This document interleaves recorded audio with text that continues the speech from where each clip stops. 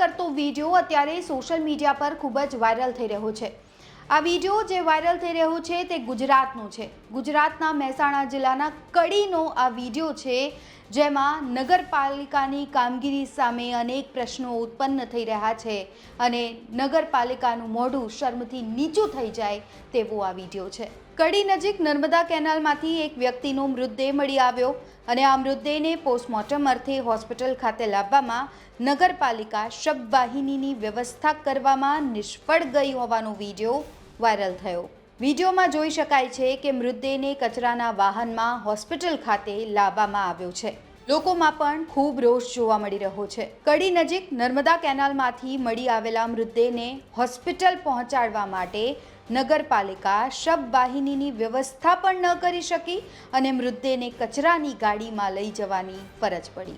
આ વિડીયો જોયા બાદ તો તંત્રને ઢાંકણીમાં પાણી લઈને ડૂબી મરવું જોઈએ, કારણ કે જે વિડીયો અત્યારે વાયરલ થઈ રહ્યો છે તેને લઈને અનેક પ્રશ્નો પણ ઉત્પન્ન થઈ રહ્યા છે અને બીજી બાજુ જ્યારે અધિકારીઓ એવું કહી રહ્યા છે કે અમારી જે વ્હીકલ છે એ સ્ક્રેપમાં જતી રહી હતી, જેના કારણે અમે કોઈ પણ બીજી વ્યવસ્થા ન કરી શક્યા, અમે અમારી ભૂલને સ્વીકાર કરીએ છીએ, બીજી વાર આવી કોઈ પણ પ્રકારની ઘટના છે એ નહીં થાય। હમણાં રવિવારે જે કડી નગરપાલિકાના વ્હીકલમાં જે મૃતદેહ લઈ જવાનો જેનો વિવાદ થયો ને તે સંદર્ભે ખુલાસો એવો કરવાનો કે કડી નગરપાલિકા પાસે હાલ કોઈ શબવાહિની છે નહીં। જે શબવાહિની જૂની હતી તે આરટીઓના નિયમ અનુસાર સ્ક્રેપ કરેલ હોય।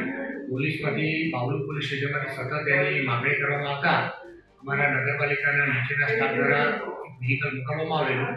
હવે શરત ચૂકતી વ્હીકલ એવું કચરાનું વ્હીકલ મોકલવામાં આવ્યું જે ખરેખર ચલાવી ના લેવાય, પરંતુ શરત ચૂકતી મોકલવામાં આવેલ છે। હવે ભવિષ્યમાં આવી કોઈ બેદરકારી દાખવવામાં ના આવે તેની તકેદારી નગરપાલિકા દ્વારા રાખવામાં આવશે। હવે આ અધિકારીઓ મોતનો મલાજો પણ ન જાળવી શક્યા તો આપ જરા વિચાર કરો કે જનતાની સુવિધાને કઈ રીતે આ અધિકારીઓ પૂરી પાડશે, કારણ કે એવું તો છે નહીં કે કડી નગરપાલિકાએ દેવાળું ફૂક્યું છે, નાદારી નોંધાઈ છે કે એક શબવાહિની પણ તેઓ નથી વસાવી શકતા। માણસને મર્યા પછી પણ અહીં સન્માન નથી આપવામાં આવી રહ્યું। સવાલ ચોક્કસપણે થાય કે કડી નગરપાલિકાનો આ વિકાસ શું કચરા જેવો છે?